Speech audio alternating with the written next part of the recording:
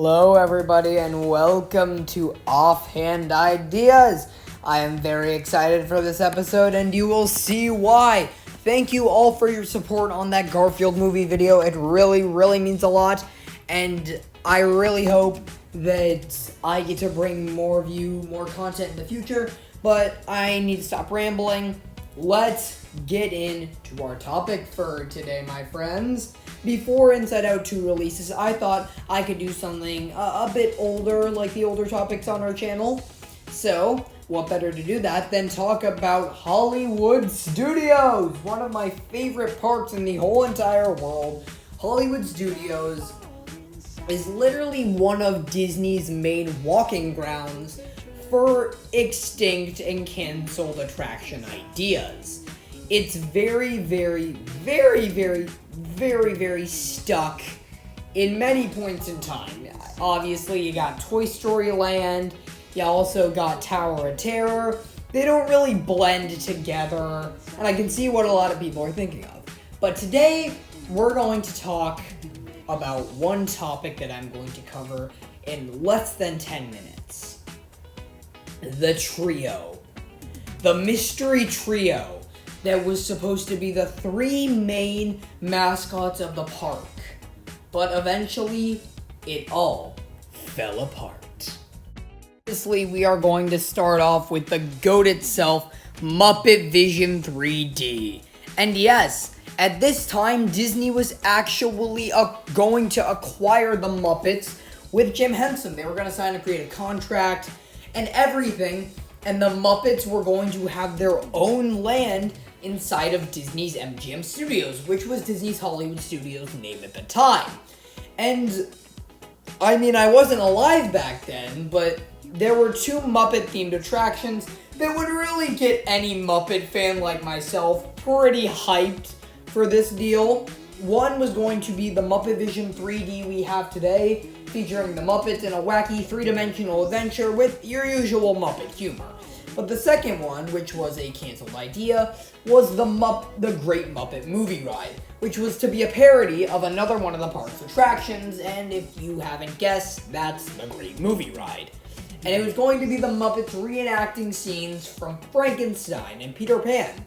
And because of the humor and the synergy the Muppets brought to the company and to television, and they were a more audience acquiring focus, it would have been great for business. But sadly, Jim Henson, the creator of the Muppets and many other of the properties, passed away before many of these properties could be integrated into the parks. But thankfully, Muppet Vision 3D was finished by then, but nothing really had been signed with Jim Henson. And Disney was pressuring his family, who now had the contractual rights to the Muppets, to sign on to the dotted line. To get Disney to own them. But with lengthy court battles and bad publicity on both parts, they decided not to sell the Muppets to Disney. So, the member of the trio, Kermit, slowly faded out of existence. Next up, we're going to talk about one of my favorites in the trio, Roger Rabbit. Give it up for him. So, before Disney had released the movie Who Framed Roger Rabbit, they weren't sure it was going to smash hit. But, Disney, it hit pretty hard. Roger Rabbit literally exploded. He was everywhere in the late 80s and early 90s. And yes, he came to Disney's Hollywood Studios, taking pictures right next to Kermit and Mickey as part of the trio. He had his own segment in multiple stage shows. He was doing meet and greets 24/7. He had a ride. He was going crazy. And Michael Eisner was literally approving to put him in everything. Nighttime parades, daytime parades, shows. Literally anything they could have stuffed Roger Rabbit in, Michael Eisner was like, hey, let's make that happen. He was like the Anna and Elsa of the late 80s. And not a lot of people thought he was going to disappear, but sadly, he did. because when making the film, Disney brought on Steven Spielberg to help. Maybe gives him credit. This gave him 50% of the rights to the characters, and at first things were going okay.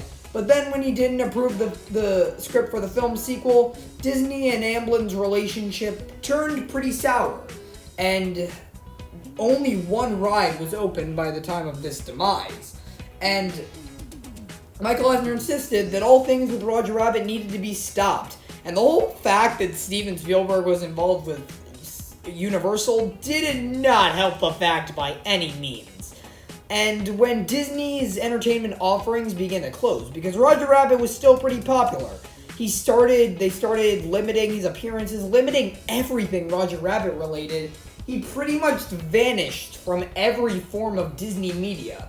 And if you want to know why you can't see him anymore, well, now you know. And now another one of the members of the trio eliminated. Now, for the final member of the trio, Mickey Mouse. There's really not much to talk about. He stayed around for all the time, every single year they were gone. Mickey's the only one still standing. Kermit and Roger have faded out of existence. They still have their own rides, and they're relatively popular, by the way.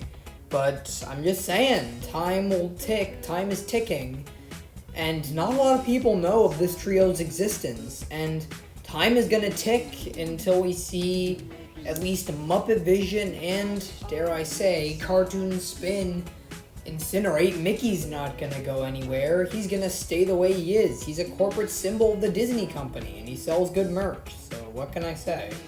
But Roger and Kermit, the Muppets are still getting new content, but for Roger, I'm scared that they might fade out of existence one day. But who knows?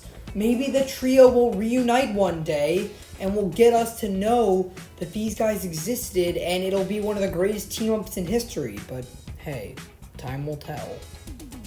Well, that's it, everybody. Make sure to like and subscribe. Thank you for your support on all of these. It really means a lot, and I will see you all in the next one. Bye-bye!